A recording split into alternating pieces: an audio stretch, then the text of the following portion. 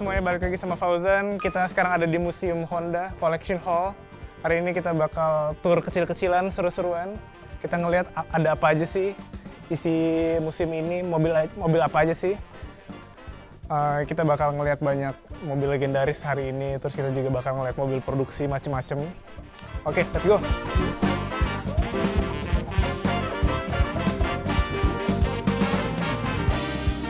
Di Museum Honda sekarang lagi ada acara khusus nih ya.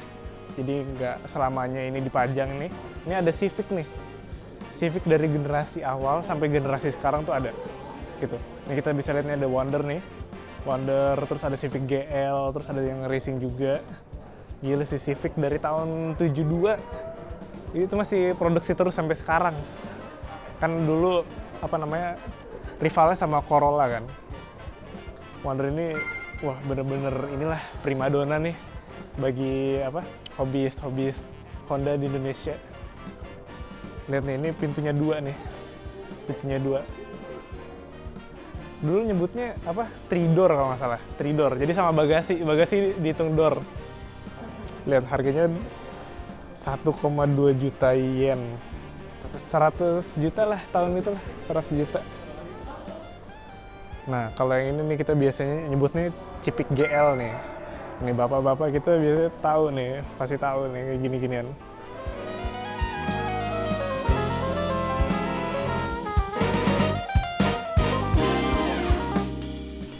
Nah, di sini ada Civic SB1 nih. Dulu juara di Fuji nih. Bayangin dulu Fuji itu trek paling bahaya di Jepang. Itu belokan pertamanya itu miring tuh. Kayak kita bisa lihat lah sirkuit NASCAR gitu, atau super speedway di sini kan. Nah itu bayangin pakai mobil ginian nih. Lucu banget gak sih?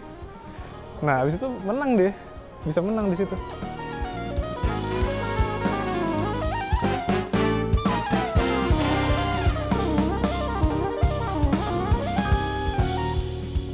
Ini nih NSX. Ini gila sih, dulu tuh filosofinya Honda bilang gini kan, Yono naka ni nai sports car osukuro ka, sports car yang belum ada di dunia gitu. Akhirnya semuanya ini pakai aluminium nih, pertama kali di dunia nih, belum ada yang pernah bikin. Kebayang waktu itu gimana susahnya kan, bikin tooling dan segala macamnya tuh. Kalau kita ngomongin NSX nih ya, itu pasti kita kepikiran juga sama Senna kan. Ini mobil kesayangannya dia. Ini ada Type R lain nih. Semuanya putih gitu kan, khas Type R banget. Ada Integra DC2, terus sama EK9 Type R.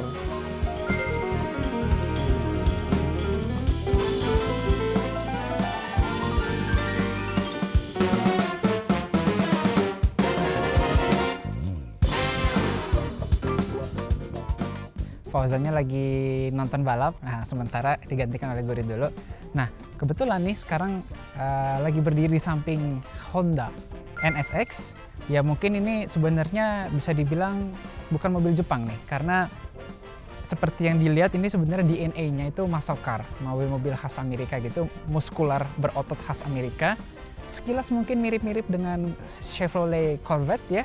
Jadi garisan lekukan desainnya itu menyudut gitu. Nah, kalau di Amerika ini dia brandingnya bukan oleh Honda tapi oleh Acura. Jadi Acura NSX seperti itu.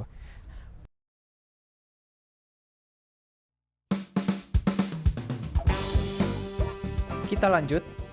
Di Museum Honda ini selain mobil komersial juga ada sepeda motor komersial loh. Kita bisa lihat pada tahun 1958 lahirlah sang legenda motor yakni Super Cup C100 yang kemudian menjadi cikal bakal motor bebek yang beredar di Indonesia hingga saat ini. Baru saja 4 tahun yang lalu, 2017, Honda merayakan penjualan 100 juta unit untuk model seri Super Cup. Kurang lebih saat sepeda motor tersebut berumur 60 tahun.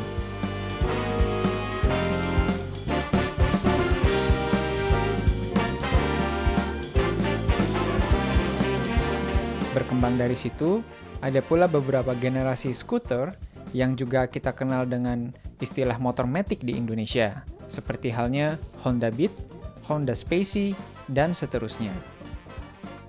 Tercatat di tahun 2019, saat umur sepeda motor Honda 70 tahun, Honda mencapai penjualan 400 juta unit untuk semua model di seluruh dunia.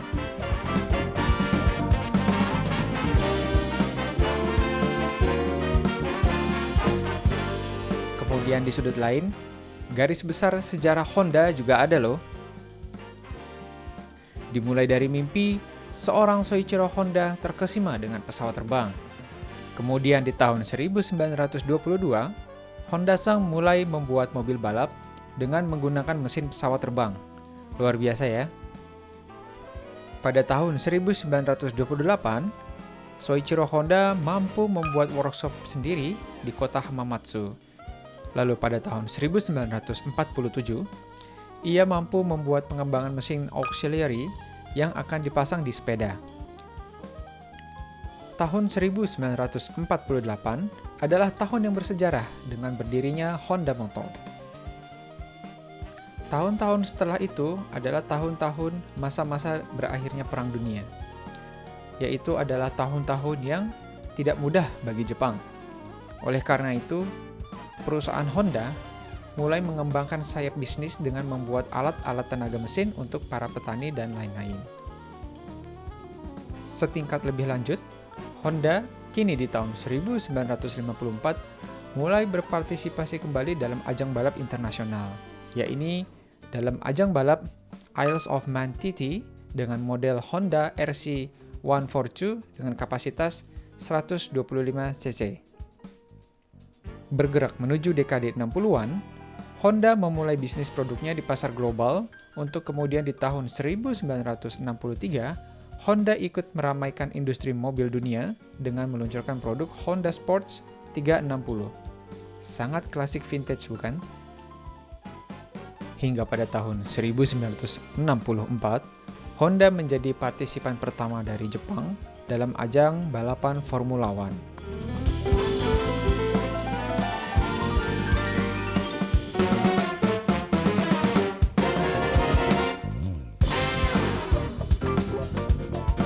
Oke, kita lanjut di episode berikutnya tentang mobil balap Honda dan motor balap Honda ya.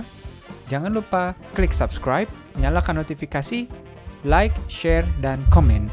Terima kasih. Wassalamualaikum warahmatullahi wabarakatuh.